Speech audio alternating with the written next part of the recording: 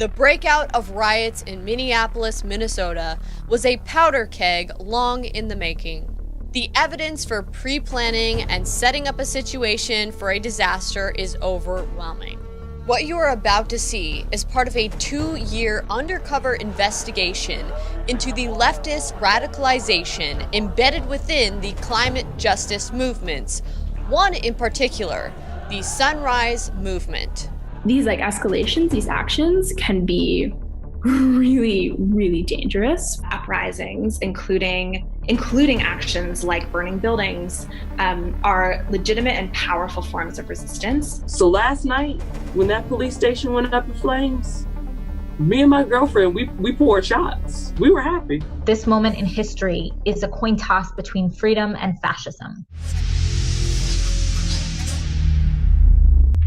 In this first video, we are going to show you how the Sunrise Movement played an instrumental role in carrying out mayhem in the name of bringing about the Green New Deal. We have sources within these groups to get to the bottom of where all of this leftist radicalization is coming from and what their end game is. And any politician must back a Green New Deal or make way for the leadership who will. We have their plans, manuals, intercepted communications, and have recordings of their Zoom chats.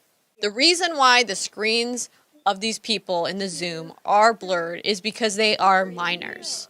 What we didn't expect to find were organizers radicalizing middle school and high school aged children, teaching them military tactics and preparation for high-risk actions. Some of these tactics include escalation provocation techniques, blocking freeway traffic, and how to get arrested, bogging down law enforcement in the name of destroying capitalism to make way for their Green New Deal. Why be in school if we're not going to have a future? What some parents may have thought were innocent youth organizations, genuinely fostered and ran by children, are actually monolithic structures with private intelligence military contractors and foreign interests influencing children to carry out their subversive objectives. Everybody get arrested. Powers come down. Behind the Sunrise Movement is an organization called Momentum. Just some quick things to keep in mind is that when we escalate, our target is always the public. So even if we're targeting a senator or another decision maker, escalation should be a response, not a reaction to what's going on. And I think again, just what that means is your escalation should be deeply grounded in your movement's DNA. It should be deeply grounded in your strategy, not just a knee-jerk sort of bottlenecked reaction. Instead of studying in a classroom, we're building an army of young people across the country starting right now. So we'll be thousands strong by the time the election arrives. They are calling on children to help escalate the mayhem. These escalations, these actions can be really, really dangerous for a lot of folks. There's a lot of, especially I think with escalated actions, often police are involved, or there's there could be nasty onlookers, or you're doing an action in DC and there's a bunch of really evil MAGA teens over in the corner. Notice they want privileged white suburban children to be on the front lines of the risk actions. A really important thing to think about as Sunrise, which is right now a predominantly white and predominantly middle, upper middle, managerial class movement. Every one of us has a lot of work to do to end these systems, and the more privilege we have in relationship to Blackness, the more responsibility we have to fight to end these systems. Organizers of these youth non-government organizations, or Youngos, embellish white supremacy as a systemic problem, hyper-focusing on statistically rare instances of racial inequality and injustice, while ignoring great strides of progress the United States has made over the past century towards equal opportunity and criminal justice reform. Do you think that race plays a part in wealth distribution, or either a mindset that you can't or Today? cannot? Yeah. No. You don't? No, I don't. I don't. Hey, you and I, we're proof. Why would race have anything to do with it? A lot of white kids love rap. Yes. Explain that. What does that say to you? What's the message of it? What's the bigger picture of it? I thought that was clearly a message that there was no such thing as racism. To anyone who believes that America is institutionally racist, I'll challenge you to do this. Go into communities and deal with problems by examining the roots of those problems. Education, a family structure, the growth of liberalism to a point of progressivism beyond any imagined course. What's your thought on Black Lives Matter? Don't come at me with that dumb man. President Trump has done a lot that positively affected the black community, but you won't ever hear the mainstream media talking about that. Not all people who are locked up are individuals who don't deserve a second chance. And so this is about second chances and giving people opportunity. The White House is championing a criminal justice reform bill that would, among other things, implement sentencing reforms, create programs to help inmates thrive on the outside, and grant early release for completion of those programs. This council will coordinate efforts across the entire federal government to deliver jobs, investment, and growth to the communities that need it the most. The Green New Deal is not about climate change. It's about climate justice. Essentially, they're blaming climate change on white people. We won't have a Green New Deal that works for everyone unless we concurrently address the sickness that lies in the soul of America in things like white supremacy. The events that erupted in Minneapolis, Minnesota, were not a spontaneous reaction to the murder of George Floyd. These were well-planned events, anticipating some perfect trigger points to bring about the new normal, a world without police, without borders, without industry, without wealth, without private property, without an economy. A world based on communist ideals embedded within the Green New Deal. Organizers on the ground need money right now. We got to move that money to our comrades. However, in order to normalize policies set forth by the Green New Deal, crises have to be capitalized on to further their agenda while destroying the great accomplishments of civil rights movements of the past. The facts show that 50 years of epic civil rights battles for specific rights, and after 3 decades of changing social and political realities, a once oppressed people are no longer that.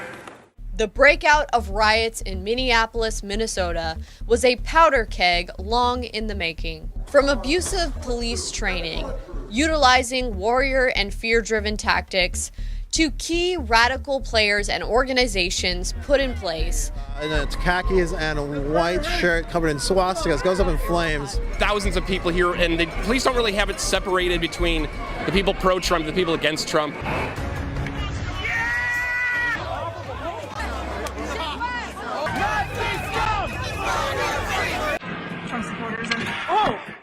This is Minneapolis, Minnesota. What led up to George Floyd's death was avoidable and unnecessary. The evidence for pre-planning and setting up a situation for a disaster is overwhelming. The goal was to kick off a national and international revolution of the likes the world has never seen, based off preventable and even instigated situations, creating political capital for leftist radicalization. In 2017, the stage had been set. It needs to change now. It needs to start with each and every one of you. The youth climate strike at the Minnesota State Capitol, a breeding ground for recruitment, was recorded and promoted by Unicorn Riot, a leftist media organization based out of Minneapolis, with video libraries promoting Antifa, who provided the most up-and-close coverage of the Minneapolis riots. Less than 2 days after George Floyd's murder circulated on social media, The Sunrise Movement organizers are already calling their young members to action. We are currently witnessing, an uprising. I believe it's extremely important that we come together as a movement to look at the roots of this violence and resistance and what our work has to do with ending white supremacy. We are here to fight back collectively against that system. So Black organizers and multiracial groups of organizers in Minneapolis have been building power in the city for years now. And part of what they've been able to do with that power is to bring a lot of the city on their side. So not only does this organizer admit that the apparent chaos is organized and orchestrated, but suggested that setting buildings on fire is a legitimate form of resistance. What we are seeing is not just chaos, we're actually seeing resistance and organizing. And what we know is that uprisings, including actions like burning buildings, are legitimate and powerful forms of resistance and are resisting brutal and violent and dehumanizing systems like white supremacy. And that property is something that can be recovered. So behind this alleged climate change movement is the goal of abolishing law enforcement and no longer having police. These are organizations that have built strength and power over the past 6 years of the Black Lives Matter movement in Minneapolis, running strategic campaigns to defund the Minneapolis Police Department, oriented around a vision of the abolition of police. So the idea that we're actually fighting for a world without police. And these campaigns that folks are running are strategic and they're winnable. And we can make huge gains toward it in moments of uprisings like these. Notice they are segregationists, not much different from the white supremacists they point at as perpetuating systemic white supremacy. So we are going to head into breakout groups based on our racial identities. Yep, so white folks, you're gonna stay here. Just don't click anything, just hold tight. Black African American folks, here's your link, and non-Black POC folks, here you go as well. Gabby's going to redrop in the chat the 4 groups that are on the front lines of this fight. Black Visions, Reclaim the Block, Louisville Community Bail Fund, and Dream Defenders. Wow, they were already in the works to get funds to rioters to help them mobilize and bail them out of jail. Keith Ellison, an Antifa-supporting Democrat, former representative and deputy chair of the Democrat National Convention, is the current Attorney General for the state of Minnesota. Ellison was in a position to push for criminal justice reform prior to George Floyd's murder. So why didn't he?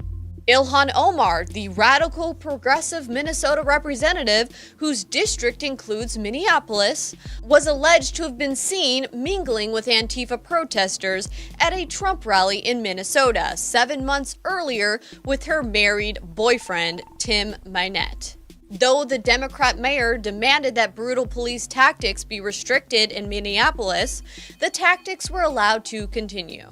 Notice the organizations and some of the most outspoken Democrats against President Trump actually facilitated, if not helped, in the pre-planning of these riots that uniquely happened in Democrat-controlled areas. Is it because they have Democrat attorney generals, DAs, mayors, governors, etc., all ready to let these rioters right back out of jail when they get caught? Ilhan Omar has been an apologist for militant groups fighting in Syria, fighting alongside with Antifa militant groups. Groups like the International Revolutionary People's Guerrilla Forces, it is clear that this is the time for anarchist revolutionaries to act without hesitation. Where was she when preventative measures could have been taken to prevent the riots? Facial recognition has confirmed that Ilhan Omar and her boyfriend Tim Minette were in attendance at the riots following the Trump rally in Minneapolis. Oh yeah. And did I mention her daughter was promoting Antifa during the riots? And the governor of Minnesota's daughter was tweeting out police locations to Antifa during the riots. Or how about Keith Ellison's son, a legislator in Minnesota, calling for police abolition? And what about Representative Kaine, Hillary Clinton's running mate? His son's involved with these Antifa groups as well. The person that we know inside sent off a bunch of their internal communiques to the DOJ, and then, interestingly, Discord put out a public statement saying they won't help aid terrorism and put out a warning. Then, on Twitter, we saw lots of these leftist Black Lives Matter and Sunrise Movement kids all saying, don't use Discord anymore, switch to Signal. It's also interesting that Jack Dorsey also at the exact prime moment put out a tweet saying everyone switch to Signal. 19 of our 30 endorsed candidates won their seats.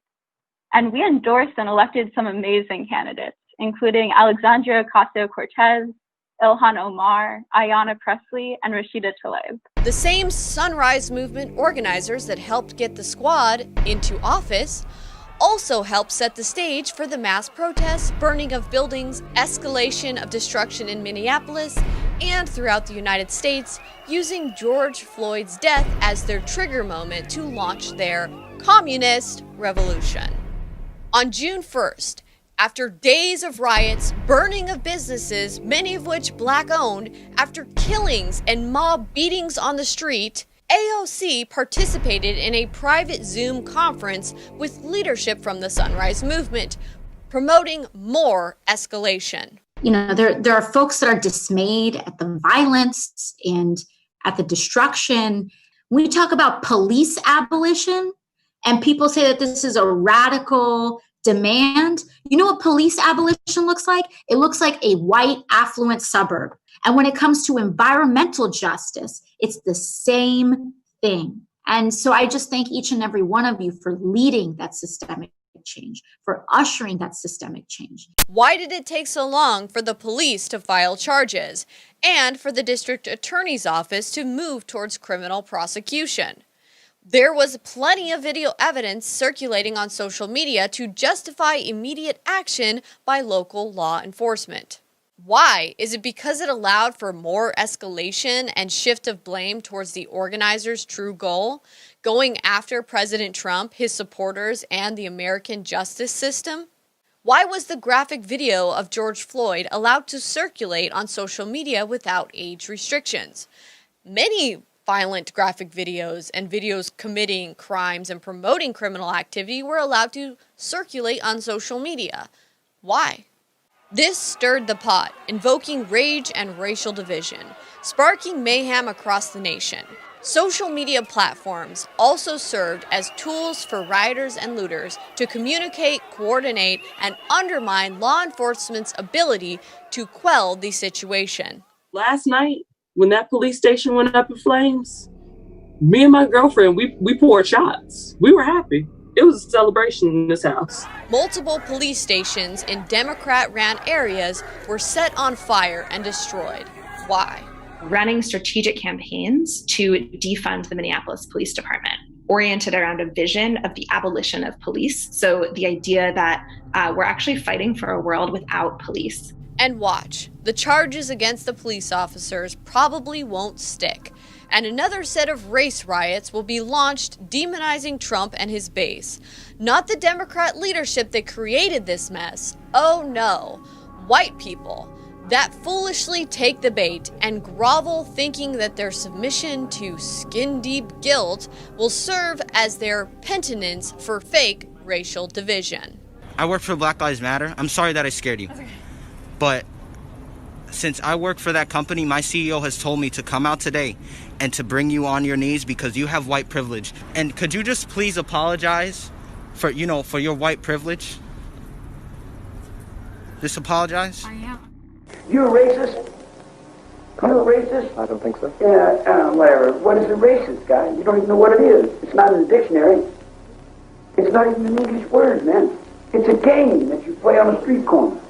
This is just the beginning. In our next video, we will show never-before clips of Sunrise Movement organizers claiming to have been sexually assaulted by Democrat presidential candidate Joe Biden and other Democrat leaders. Lucy Flores started coming forward about Biden last year, it opened up this whole space to talk about this that hadn't existed before. What he did to her and to me and to other women who came forward was wrong and harmful.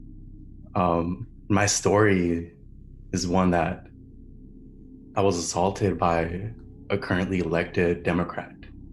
we're going to keep pressuring Biden, and we have a lot of leverage right now to do that. And right now, what we're really trying to lean into is hearing feedback from folks in the movement, hearing about what people think is the most strategic thing for us to do. And we're really not like rushing into anything. They openly discuss exploiting their own victimization to leverage Joe Biden into having AOC as part of his campaign's climate change task force team, while teaching middle and high school children how to sacrifice their own moral standards for political gain. Please remember to share my articles and my video reports about this so you can share the truth and spread it far and wide. There's too much fake news out there, and this is a very critical time where we need you guys to help disseminate information as much as possible. Please remember to always check back in at millennialmillie.com for more exclusive reports. You can also support me at Millie Weaver on Subscribestar by making a donation, or you can go to InfoWarsStore.com and make a purchase. Thank you so much. What are champions made of? Here's a man who can show you.